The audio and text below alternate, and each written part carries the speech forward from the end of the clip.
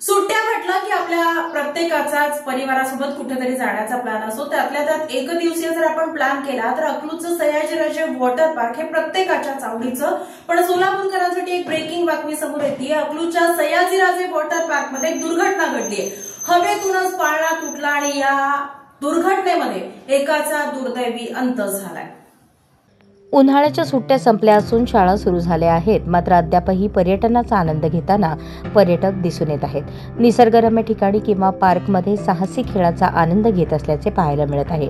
दरम्यान सोलापूर जिल्ह्याच्या अकलूज येथील सयाजीराजे वॉटर पार्कमधील फिरत्या पाळण्यामध्ये भीषण अपघाताची घटना घडली।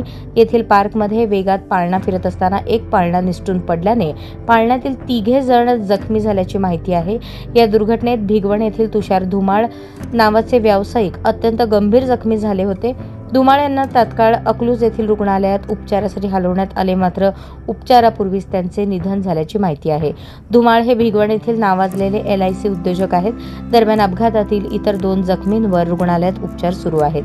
अकलूज येथील सयाजीराजे वॉटर पार्क हे सोलापुरातील प्रसिद्ध पर्यटन स्थळ आणि वॉटर पार्क आहे। जिल्ह्यासह जवळील जिल्ह्यातून या ठिकाणी सुट्टी एन्जॉय करण्यासाठी पर्यटक येतात।